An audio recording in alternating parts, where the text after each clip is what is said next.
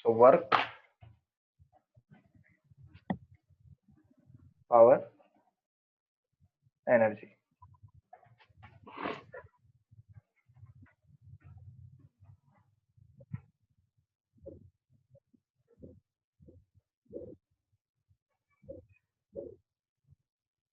हिंदी में कहते हैं कार्य, ऊर्जा और शक्ति। कार्य, शक्ति, ऊर्जा।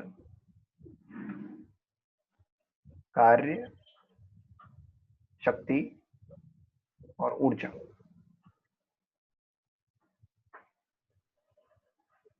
ये जो चैप्टर है ना, इसका यूनिवर्सल भी बोलते हैं इस चैप्टर को। यूनिवर्सल चैप्टर है ये।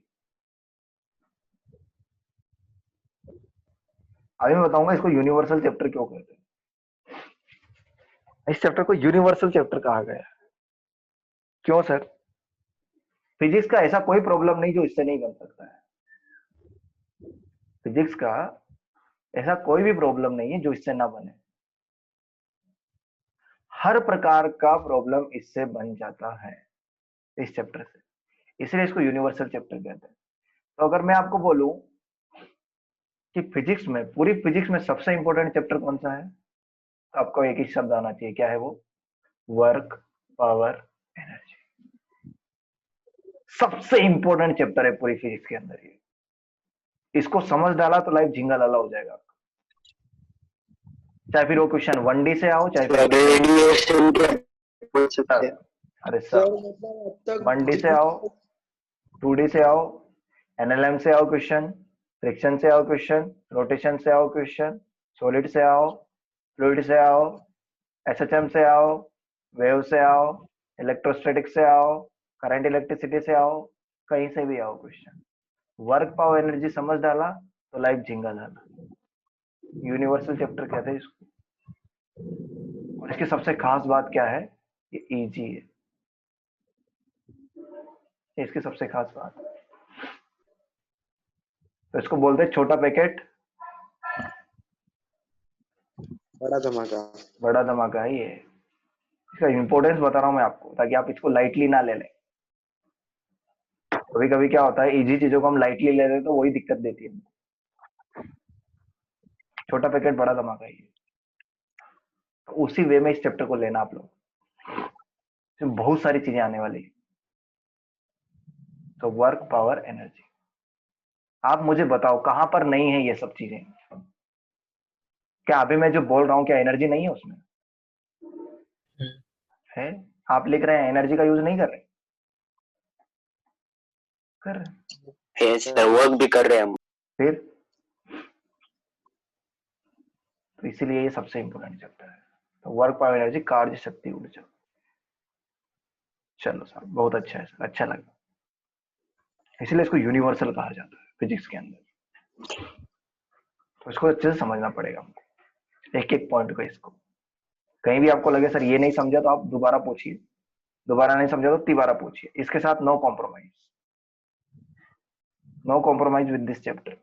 अभी तक आपने जितने भी क्वेश्चंस बनाए ना बेटा, जितने भी सॉल्विंग आपने की है या जितने भी एग्जांपल्स हमने लिए हैं, सारे क्वेश्चन इससे बनाए जा सकते हैं, सारे के सारे। एक भी क्वेश्चन ऐसा नहीं होगा जो इससे नहीं बनेगा। इतना खास है ये चैप्टर। बस आपको थोड़ा लाइटली नहीं लेना है इसको, इजी के चक्कर में। अरे हो जाएगा सर, इजी है सर, आ रहा है सर, ऐसा नहीं होगा वो। इजी के चक्कर में मत रह जाना। इजी है वो, बट लाइटली मत लेना। सबसे पहला हेडिंग डालेंगे हम लोग, वर्क। हेडिंग डालो क्या? वर्क।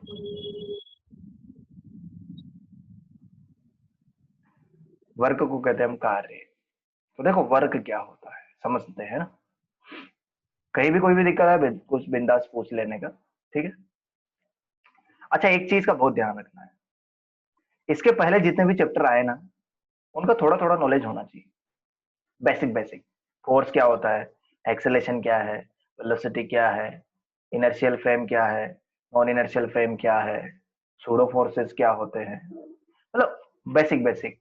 न्यूटन का नियम क्या बोलता है, लीनियर मोमेंटम क्या है, ये बेसिक बेसिक चीजें हमको आनी चाहिए। टाइम क्या होता है, डिस्टेंस क्या है, डिस्प्लेसमेंट क्या है, बेसिक बेसिक आना चाहिए। तो वर्क, पावर, एनर्जी में उसके पहले जितने भी चैप्टर है उसका बेसिक आपको आना चाहिए। तभी जाकर के आपको इसमें आनंद आएगा, नहीं तो नहीं आएगा। तो मान लेते हैं कोई एक ऑब्जेक्ट है, बहुत बड़ा ऑब्जेक्ट है, 2-3 किलोमीटर है इसका लेंथ, इतना बड़ा ऑब्जेक्ट है। समझना ध्यान से एक एक चीज को, वर्क के बारे में बताना चाहता हूँ। आपने क्या किया, इस पे एक फोर्स लगाया है यहाँ पर, ये पर्टिकुलर जगह पर आपने क्या लगाया, इस पॉइंट पर आपने एक फोर्स लगाया। समझना, ये बहुत बड़ा ऑब्जेक्ट है, बहुत भारी है, हेवी ऑब्जेक्ट है ये।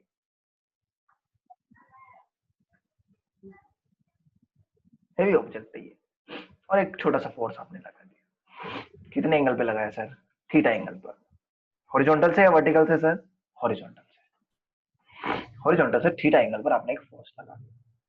जिस पॉइंट पर आपने फोर्स लगाया ना बेटा, इसको बोलते हैं पॉइंट ऑफ एप्लीकेशन।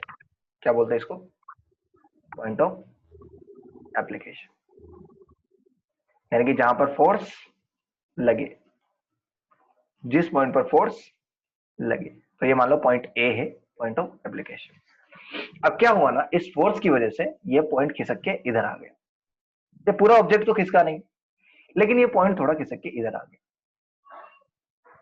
ए से बी आ गया, ए से बी की तरफ आ गया पॉइंट।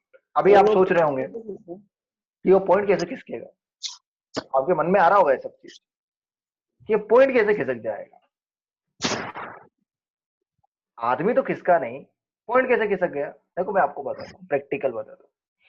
जब आप किसी को खींच करके ऐसे गाल पर तमाचा मारते हैं तो आदमी हिलता है, वो तो पता नहीं, लेकिन गाल हिलता है या नहीं हिलता, हिलता है या नहीं, पॉइंट ऑफ एप्लीकेशन हिलता है या नहीं हिलता है, हिलता है। तो वही है, फोर्स तो लगाया, लेकिन चूंकि हैवी ऑब्जेक्ट है तो ऑब्जेक्ट तो चला नहीं, लेकिन क्या चला, पॉइंट ऑफ एप्लीकेशन चल गया। पॉइंट ऑफ एप्लीकेशन ए से कहां आ गया बेटा, बी पर आ गया। और ये ए से बी के बीच का डिस्टेंस कितना है, डी है, या डिस्प्लेसमेंट कितना है, डी है। So what is D basically? D is the displacement of point of application.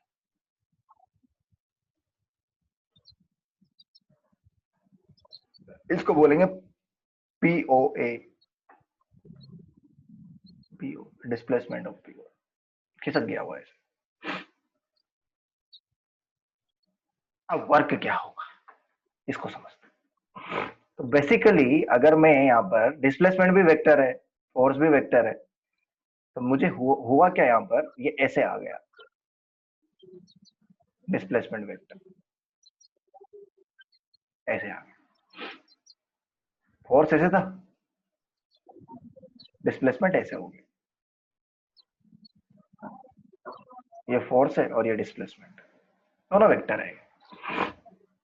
अब देखो मैंने आपको एक चीज लिखाई थी, vectors are transferable until unless their configuration is changed, not changed. Configuration remains unchanged.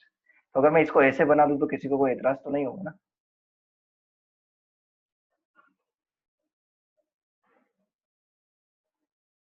नहीं, किसी को कोई दिक्कत हो तो बता दो भाई, ऐसा बना दे, किसी को कोई दिक्कत है, नहीं हो तो बता देना, उसको भी निपटेंगे हम। किसको ट्रांसफर किया मैंने, एफ को। पुश करो और खुश रहो, पुश करो और खुश रहो, याद आ रहा है कुछ, वेक्टर में सीखा होगा। Yes sir. वही है। अब आप मुझे बताओ, फोर्स और डिस्प्लेसमेंट के बीच में कितना एंगल है, यहाँ से theta. Theta. So what is theta basically? Theta is the angle between force vector and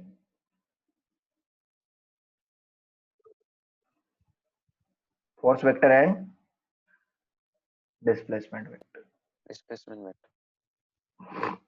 तो जो वर्क होता है ना, उसका फॉर्मूला कैसे बोला, सुनना ध्यान। वर्क का फॉर्मूला, अच्छा आप बताइए मुझे, वर्क का फॉर्मूला क्या होता है, पहले आपका तो सुने। Fs cos theta. Force into displacement. F is cos theta Force into distance. या force into Force displacement, into Force into displacement. distance.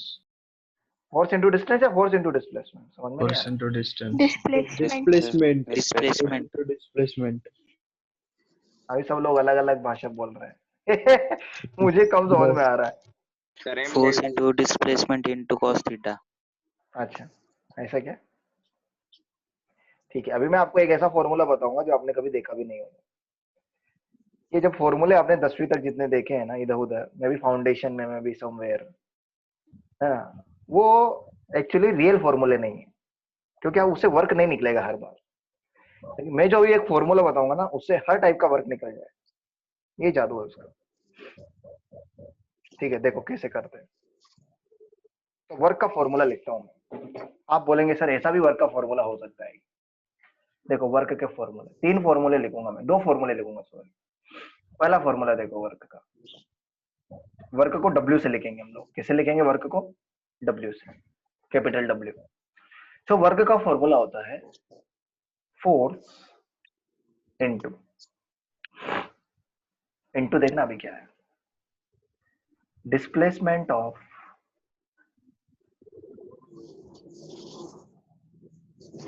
POA in the direction of force।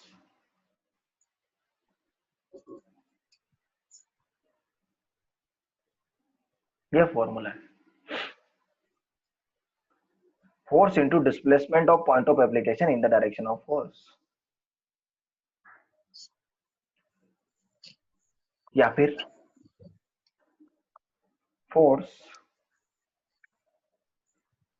In the direction of displacement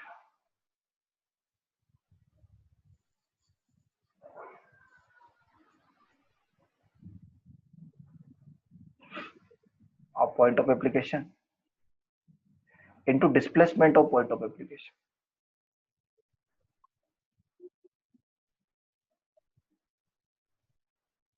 ये लो, ये work का real formula है जो शायद आज ने कभी ऐसे देखा भी नहीं हो।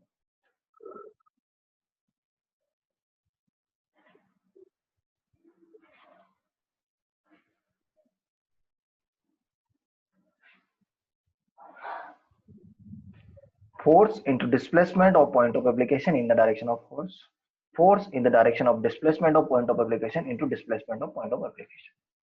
आ जाओ यहाँ पर पहले फॉर्मूले को समझते हैं, फर्स्ट फॉर्मूले को समझते हैं, फर्स्ट फॉर्मूले का फील लेते हैं, इस फॉर्मूले को समझते हैं। देखो आपको दिख रहा होगा कि फोर्स इधर है और डिस्प्लेसमेंट इधर है और ये थीटा है, दिख रहा है ना। फोर्स कितना है? F है, बिल्कुल सही है।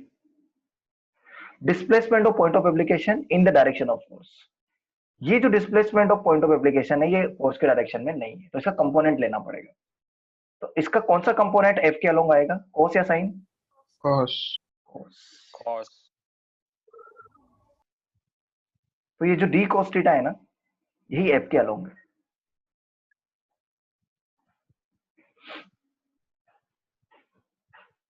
अच्छा डी साइन थीटा किधर गया? ये रहा डी साइन थीटा, उससे कोई लेना देना नहीं है क्योंकि वो फोर्स के अलोंग नहीं है। तो force into displacement of point of application in the direction of force आपको लेना है, तो आ गया F d cos theta. F d cos theta को आप एफ डॉट डी भी लिख सकते हैं, यस और नो? कुछ याद आ रहा है? डॉट क्या होता है? डॉट क्या होता था? Dot product. Dot product, dot product scalar quantity देता है या वेक्टर क्वांटिटी?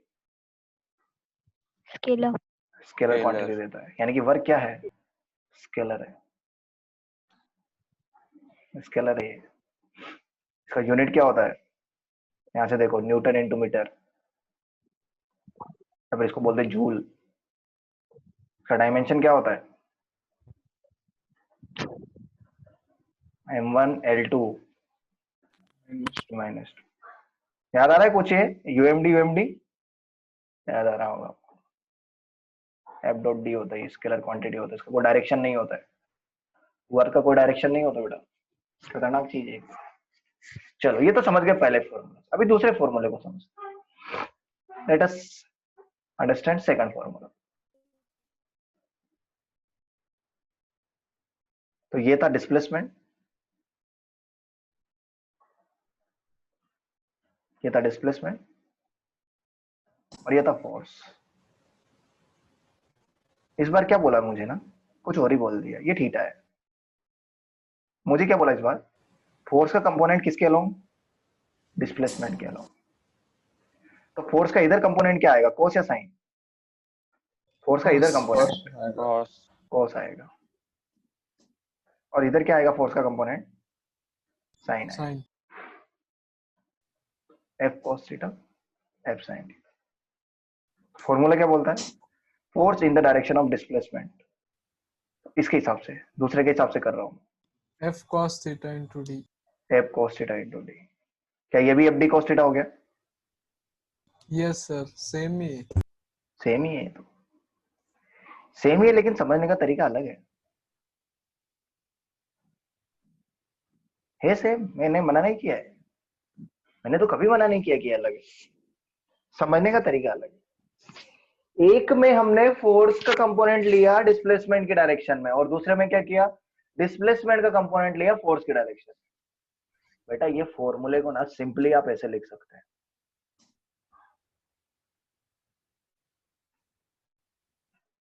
लेकिन कब, जब एफ और डी कैसे हो, same direction. Parallel. Same direction. F parallel to D लेना है आपको, यानी कि आपको दोनों कैसे चाहिए, एक ही डायरेक्शन में चाहिए। नहीं जा रहे हैं तो कंपोनेंट लो, एक ही डायरेक्शन में कंपोनेंट लो आप और कर दो सोल्व, आंसर आ जाएगा। वर्क, ये है वर्क का फॉर्मूला।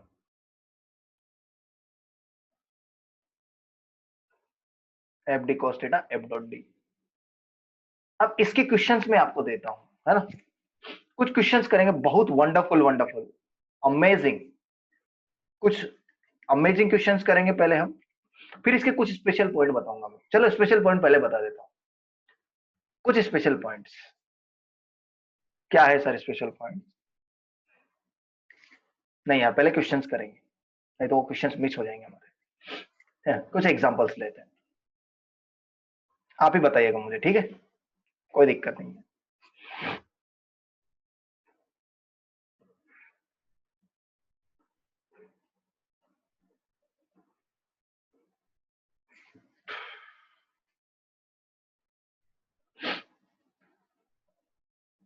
ये एक फोर्स लगा दिया 10 न्यूटन का, फ्रिक्शन नहीं है यहाँ पर, स्मूथ है, 2 kg का ब्लॉक है। Find work done by this force in 5 second. बताओ कैसे करोगे, सर पहले डिस्प्लेसमेंट निकालेंगे और उसको 4 से मल्टीप्लाई कर देंगे। करो करो करो।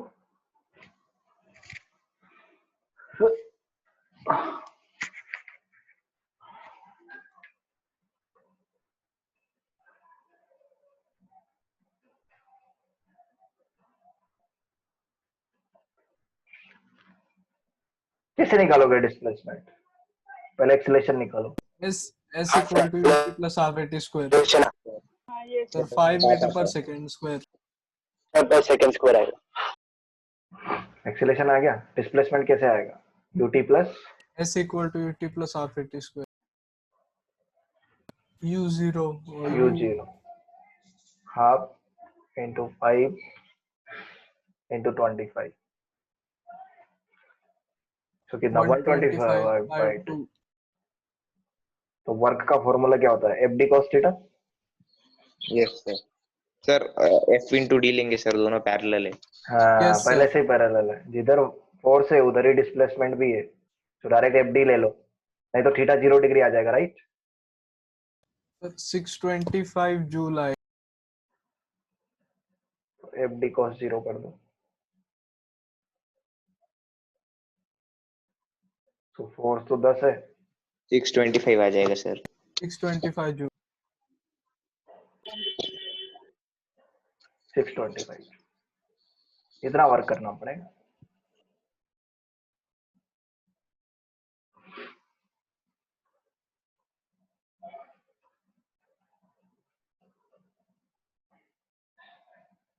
ये करो।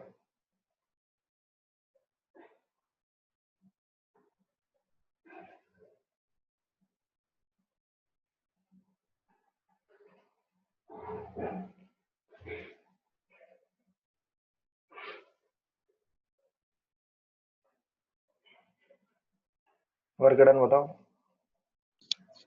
Sir 3i cap plus 3j cap minus k cap. कुछ भी कर दिया, कुछ भी सर कर नहीं दिया सर, क्या? सर f डॉट निकालेंगे ना, f vector dot d vector. हाँ तो डॉट कैसे कर देते भाई? सर i से i मल्टीप्लाई करते थे। हाँ तो सर फिर वो i 0 हो जाएगा। हाँ तो देखो आई को आई वाले से करो तो 3 इंटू 0 0 हो जाएगा। प्लस j आई वाला जे भी के 0, नहीं आएगा, यहाँ पे जे नहीं है, यहाँ पे J है। सिर्फ k आएगा सर, माइनस k। यहाँ पे के -1 है, माइनस के। -k नहीं आएगा, -1 आएगा। एडे हो गया, ये स्केलर क्वांटिटी है ना। आई जे के आने लगेगा क्या इधर? डॉट प्रोडक्ट सीख गए या नहीं आप? डॉट प्रोडक्ट में आई जे के नहीं आता फाइनली, एक वैल्यू आएगी, -1 जूल आएगा आंसर, -1 के कैप नहीं आ जाएगा। वर्क डन है ना, वो स्केलर क्वांटिटी है। कोएफिशिएंट्स आएंगे। a1 a2 plus b1 b2 plus c1 c2 आता था ना, यस सर। फिर उधर आई जे के आता था क्या?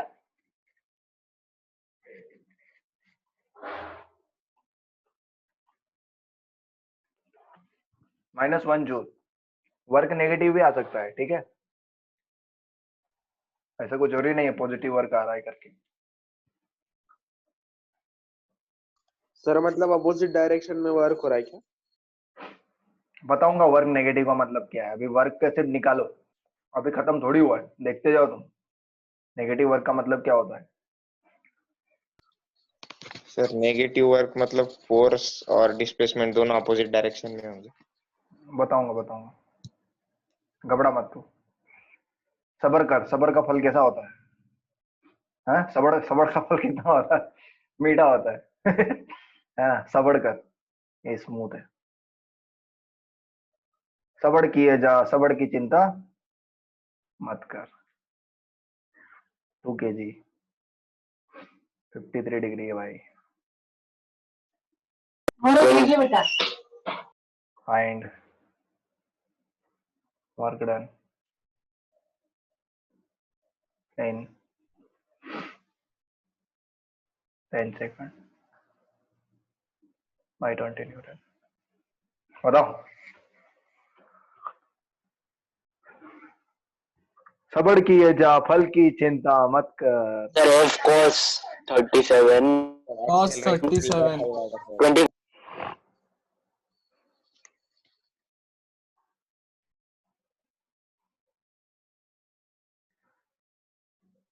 पहले क्या निकालना पड़ेगा रे लाला? ए लाला, एक्सेलरेशन। Component. पहले एक्सेलेरेशन निकालना पड़ेगा रे लाला। एक्सेलरेशन 3/5 आएगा सर। 20 cos 37 अपॉन 2 आए। एक्सेलेरेशन आ जाएगा, इसके दो कंपोनेंट लेंगे इधर, तो इधर आएगा सर 6 आएगा, 12, 20 cos थीटा। 6 आ जाएगा सर से एक्सेलेरेशन। Yes sir. फिर एस निकालेंगे तो एस बराबर यूटी प्लस हाँ डी स्क्वायर। देखो ये मैं क्यों लगा पा रहा हूँ, क्योंकि कांस्टेंट एक्सेलरेशन है, ये तो 0 है। हाफ इंटू 6 इंटू 10 का स्क्वायर कितना? 100। 300। 300 मीटर। सो डिस्प्लेसमेंट ऐसे है लेकिन फोर्स ऐसे है, FD cos theta. F D cos 37 निकाल दो। और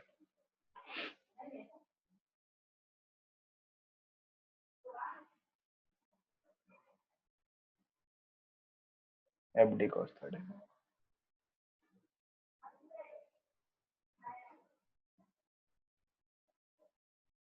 एफ है 20, डी है 300, कॉस 37 कितना होता है? और 5 से कितना? 4, 4800। Yes, sir. Sir hmm sir हम दूसरा फॉर्मूला भी यूज कर सकते हैं ना? कौन सा है दूसरा फॉर्मूला बताओ भाई, मुझे तो पता ही नहीं है। F cos theta d. हाँ F cos theta d. अबे ये दो अलग अलग है या एक ही है? एक ही है सर। तो सर तो वो भी यूज कर सकते हैं ना?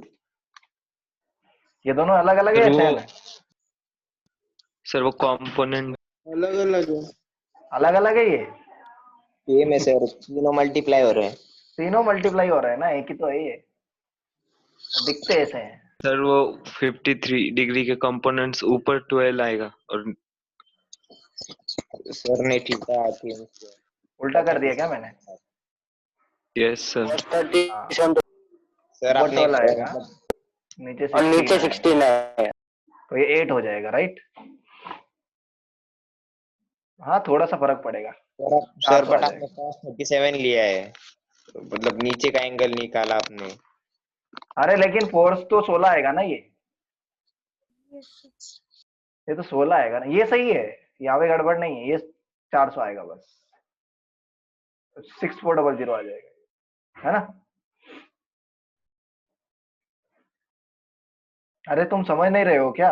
ये 20 का इधर कंपोनेंट क्या आएगा, 20 cos 37 आएगा ना, यस सर। तो 20 cos 37 तो 16 होता है ना, 12 थोड़ी होता है, इसलिए एक्सीलरेशन 8 आएगा। तो एक्सीलरेशन 8 आएगा तो 400 मीटर जाएगा, तो ये 400 है, ए और डी के बीच का एंगल सही लिया आपने, ये सही है, और सिर्फ यहाँ पे 400 हो जाएगा, है ना? तो 4 चौक 16 और 4800 न्यूटन जूल 48 नहीं 6400 आएगा। 64। इसको 6.4 किलो जूल लिखते हैं, ठीक है, ऐसे लिख सकते हैं इसको। किलो कैसे आया समझ गए ना?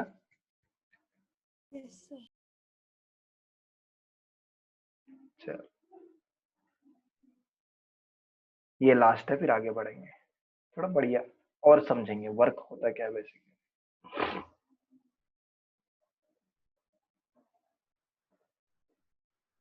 2 kg का ब्लॉक है भाई, ये फ्रिक्शन लग रहा है इस पे।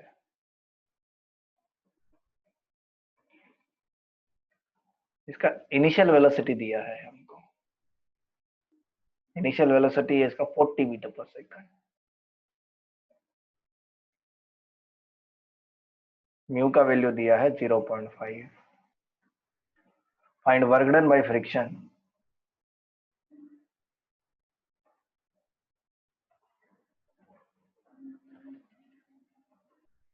till the block comes to rest, ये निकालना है कोई माइकल लाल जो कर सकता है? सर v स्क्वायर मतलब फाइनल वेलोसिटी 0 होगा। सर इनिशियल वेलोसिटी तो दी है, न्यूटन आएगा। फ्रिक्शन का हम फोर्स लेंगे सर, और उससे एक्सेलरेशन निकालेंगे और हो जाएगा फिर। अरे स्टॉपिंग डिस्टेंस ही तो होगा ना डिस्प्लेसमेंट, इस केस में डिस्प्लेसमेंट क्या होगा? Yes, sir. स्टॉपिंग डिस्टेंस, और स्टॉपिंग डिस्टेंस का Yes. अभी तो हाल फॉर्मूला बताया था, क्या था? v Y square sir, upon equal to v square upon 2 ug. यही था ना बेटा, v स्क्वायर अपॉन 2 हाँ सर वही होगा। बट क्या है वो ना, वैसे भी डिस्प्लेसमेंट तो इधर है लेकिन फ्रिक्शन किधर लग रहा है? बीच। सर तो माइनस में आएगा तो लगेगा ये दोनों के बीच का एंगल कितना हो जाएगा? 180। 180 डिग्री। तो वर्क डन आ जाएगा एफ डी कॉस 180, कॉस 180 कितना होता है? -1, तो माइनस आ जाएगा। फ्रिक्शन क्या होता है यहाँ पर? Mu M G, so mu M G D answer. डाल दो वैल्यू, म्यू का वैल्यू कितना है 1/2, जी का वैल्यू 10, एम का वैल्यू 2 और डी का वैल्यू कितना आएगा ये निकालो। 40 into 40 upon 2 into half into 10 गया 160, डाल दो उधर 160, कितना आ जाएगा? 1600 -1600, आई थिंक ये क्वेश्चन आप बार बार पूछ रहे हो उधर ग्रुप पर। अबे पढ़ाया ही नहीं वर्क डन, जबरदस्ती क्यों पूछ रहे हो भाई? अभी कर दो, अभी आ जाएगा आपको। समझ में आया? थीटा 180 कैसे आया? दोनों के बीच में 180 डिग्री का एंगल, तो नेगेटिव वर्क डन आ जाएगा -1.6। अब और कुछ खास बातें लिखेंगे हम वर्क के बारे में कि ये वर्क वाकई में क्या चीज होता है। सर हाँ बेटा, सर स्केलर क्वांटिटी नेगेटिव नहीं होती है ना? ऐसा किसने बोला बेटा आपको? होती है क्या सर? नहीं, मैंने ऐसा कहीं लिखाया क्या आपको? Sir no sir. फिर सर बस स्केलर क्वांटिटी की डायरेक्शन नहीं होती है तो क्या हुआ? टेम्परेचर देखा कभी आपने जिंदगी में? Yes sir. है ना, ये देखा है सर? Yes sir. ये स्केलर क्वांटिटी है या नहीं है? हाँ है। तो नेगेटिव है या नहीं है? है सर। फिर ऐसा कौन बोल दिया आपको? पता नहीं, मैंने तो वही लिखा है नहीं ऐसा।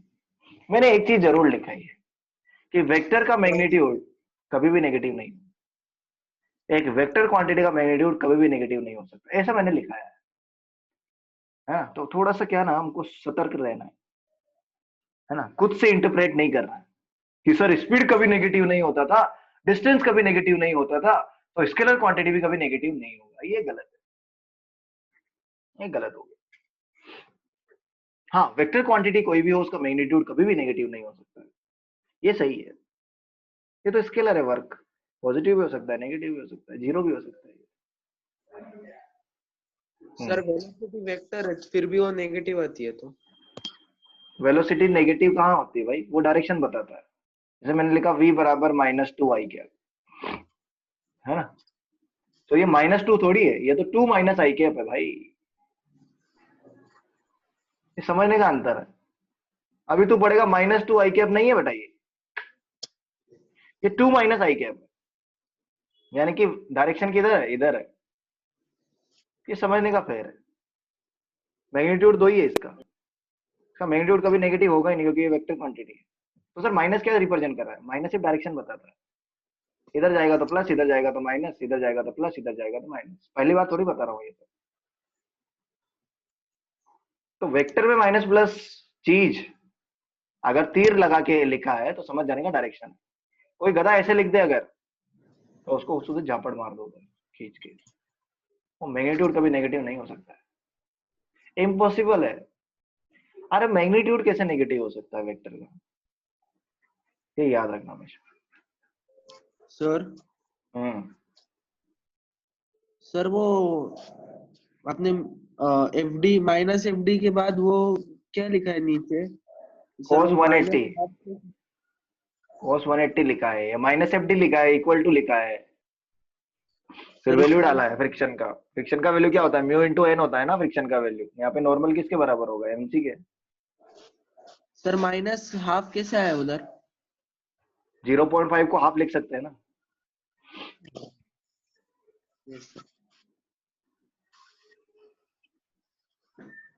म्यू का वैल्यू डाला है, ठीक है। चलो कुछ और क्वालिटी वाली बात करते हैं हम वर्क की। और क्या है वर्क में आखिरकार?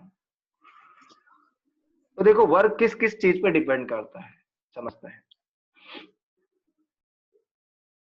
सो डिपेंडेंस ऑफ वर्क, कोई बता सकता है मुझे वर्क किस किस चीज पे डिपेंड करेगा? Force and displacement.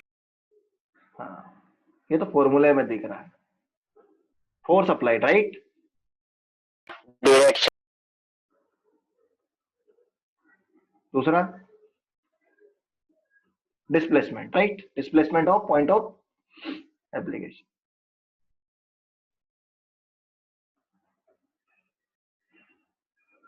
और एंगल बिटवीन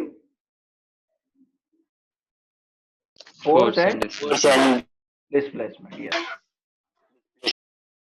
तो दिख रहा है, फॉर्मूले से दिख रहा है सब चीजें। ये हो गया एफ डायरेक्शन। ये हो गया डी और ये हो गया थीटा, है ना। देखो और किस पे डिपेंड करता है फोर्स? फोर्स डिपेंड करता है वर्किंग एजेंट पर।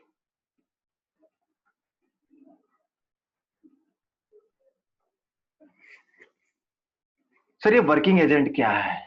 वर्किंग एजेंट क्या है ना, वर्किंग एजेंट का मतलब force which is doing work.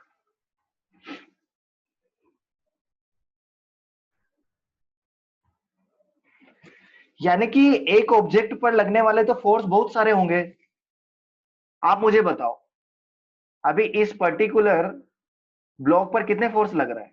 3 force लग रहा है इस पर तीन नॉर्मल भी फोर्स लग लग रहा रहे है, हैं। इसे mg भी लग रहा है और इसे फ्रिक्शन भी लग रहा है। बट मैंने क्या क्वेश्चन पूछा?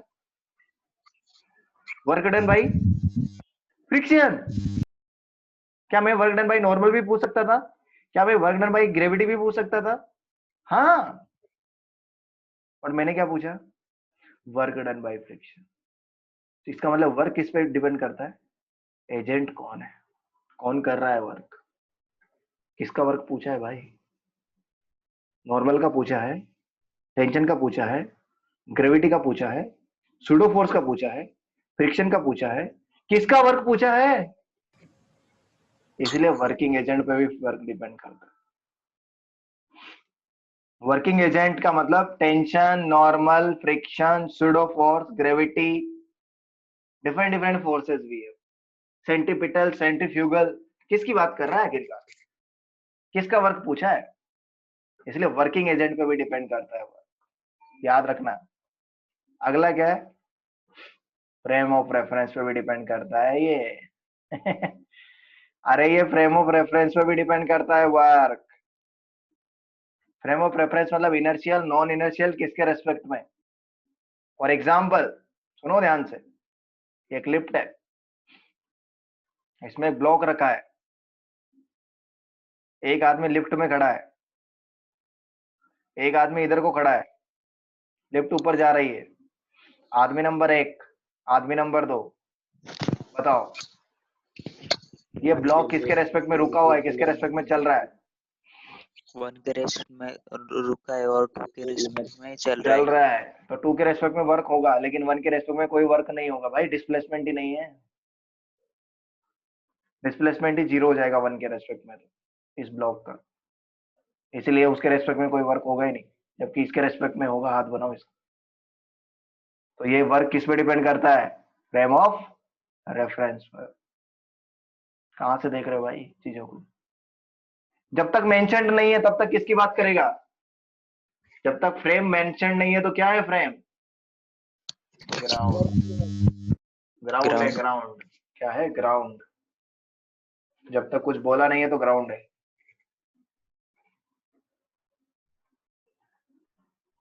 तो ये 5 चीजों पर वर्क डिपेंड करता है बेटा। Excuse me sir. Hmm sir non inertial frame और इनर्शियल फ्रेम में आंसर तो सेम आता है ना? कौन बोला ऐसा? कौन गधा बोला? नॉन इनर्शियल में सूडो फोर्स भी लगता है सर, इसलिए अलग आता है। नहीं, ऐसा कौन बोला? तुझे दिख नहीं रहा क्या? 1 के रेस्पेक्ट में ब्लॉक चल रहा है या रुका है? रुका है, और 2 के रेस्पेक्ट में चल रहा है। तो सेम आ जाएगा वर्क डन। No sir. फिर कौन बोला तुझे ऐसा? अरे नॉन इनर्शियल फ्रेम में तो वो लगेगा ही नहीं, न्यूटन का नियम लगेगा ही नहीं उधर। उधर तो अलग ही कंसेप्ट लगता है, उधर तो सूडो लगता है। सूडो लगाने के बाद आप न्यूटन का नियम लगा सकते हो उधर, ये बराबर है। में समझने वाली बात है ये तो।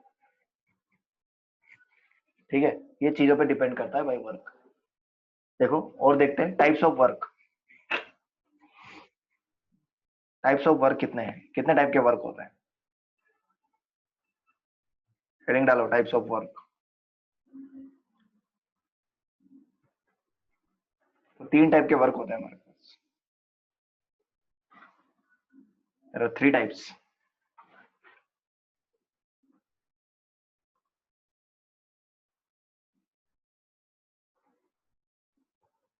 सबसे पहले होता है जीरो वर्क। दूसरा होता है पॉजिटिव वर्क, तीसरा होता है नेगेटिव वर्क।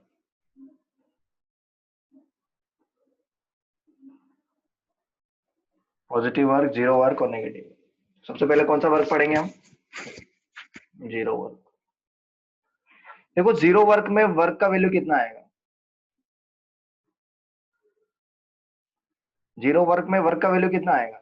जीरो आएगा। 0 अब वर्क का फॉर्मूला बताओ क्या है? F D cos theta. कब कब जीरो हो सकता है वर्क? यहां से कंक्लूजन बताओ। या तो फोर्स जीरो हो, या फिर डिस्प्लेसमेंट जीरो, डिस्प्लेसमेंट थीटा या कोस थीटा कितना हो? जीरो हो। कोस थीटा जीरो का मतलब क्या होता है? Theta 90 degree. Theta is equal 90 to degree. 90. Theta 90 degree या π/2। और थीटा क्या क्या था? थीटा क्या था वाकई में? थीटा क्या चीज था?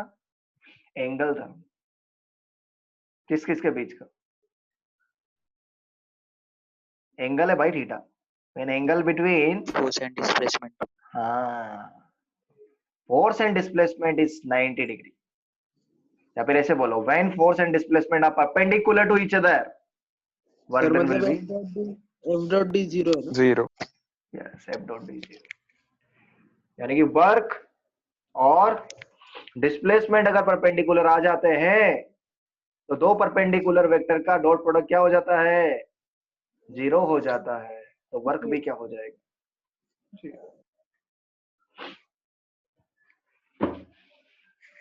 फॉर एग्जाम्पल आप खुद बताइए मुझे। अच्छा, तीन तीन चीजों से जीरो हुआ ना? क्या क्या हुआ? तीन चीजें कौन कौन? या तो फोर्स जीरो हो जाए, या फिर डिस्प्लेसमेंट जीरो हो जाए, 0 हो जाए। या फिर एंगल 90 डिग्री हो जाए। ये तीन चीज हो सकती है, तब तो वर्क जीरो हो जाएगा। आप मुझे बताना कि एग्जांपल्स देखते हैं इसके, जीरो वर्क के एग्जांपल। मजा आ जाएगा आपको, देखते जाओ। देखो, एक फोर्स ऐसे लगा दिया मैंने एफ, बताओ इसका वर्क डन कितना आएगा? 0 जीरो आएगा। डिस्प्लेसमेंट 0 तो work done by F zero आया। रीजन क्या था? Displacement displacement zero. Theta 90 degree displacement zero भाई, डिस्प्लेसमेंट जीरो। ये रीजन है इसका, रीजन है displacement zero. This the reason. ये देखो, अगला देखो, एक ब्लॉक है, वो इधर जा रहा है, इधर मूव कर रहा है वो v स्पीड से मान लो। तो बताओ वर्क डन बाई नॉर्मल और वर्क डन बाई ग्रेविटी कितना आएगा? 0. जीरो। जीरो आएंगे। रीजन क्या है? नॉर्मल और Normal और ग्राउंड gravitational force perpendicular है. नॉर्मल और ग्रेविटी दोनों परपेंडिकुलर है किसके? V. V के डिस्प्लेसमेंट के। वी के नहीं, किसके? डिस्प्लेसमेंट के। गलत गलत नहीं पढ़ाऊंगा आपको। ये mg है और ये नॉर्मल है। तो ये जीरो होने का रीजन क्या था? Normal perpendicular to D.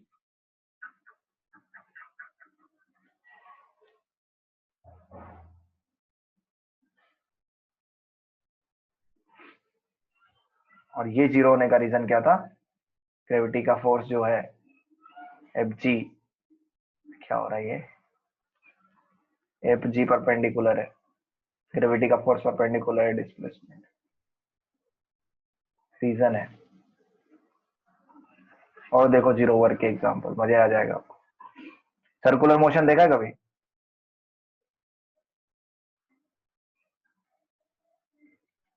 देखा है सर्कुलर मोशन? देखा होगा। यस सर तो बताओ सर्कुलर मोशन में सेंटीपिटल फोर्स का वर्क डन बताओ। 0. 0 0 0. क्यों जीरो भाई? Centripetal force और displacement perpendicular होते हैं. सर हर पॉइंट पर, राइट? हर पॉइंट पर और डायरेक्शन तो डिस्प्लेसमेंट तो जीरो।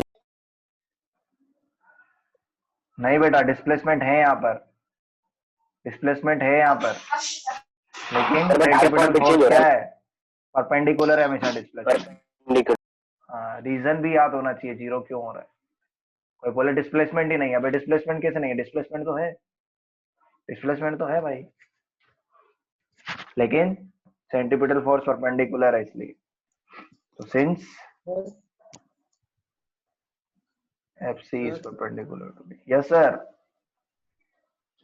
सर यहाँ पे डिस्प्लेसमेंट ये है ना 2r sin थीटा बाय 2। हाँ यस, वही डिस्प्लेसमेंट है। यस, वो हमेशा परपेंडिकुलर रहेगा FC, है ना? नहीं तो एक पर्टिकुलर पॉइंट पर आप देखेंगे ना, तो वेलोसिटी जिधर जाती है ना उधर ही डिस्प्लेसमेंट जाता है, एक पर्टिकुलर पॉइंट। तो जैसे मैं पॉइंट 1 की बात करूँ ना, तो आपको दिख रहा होगा कि ये दोनों परपेंडिकुलर। पॉइंट 2 की बात करूँ तो भी दिख रहा होगा ये दोनों परपेंडिकुलर। वो जो आप बता रहे हैं ना वो एवरेज, इंस्टेंटेनियस नहीं है। आप बोल रहे ना 2r sin थीटा बाई 2 या 2v sin थीटा बाई 2, तो ये क्या होता है? एवरेज होता है, ये इंस्टेंटेनियस नहीं होता ये। यस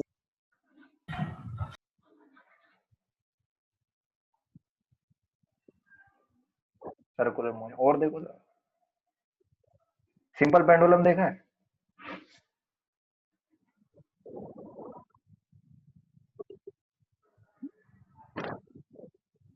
सिंपल पेंडुलम में एक स्ट्रिंग होती है ऐसे,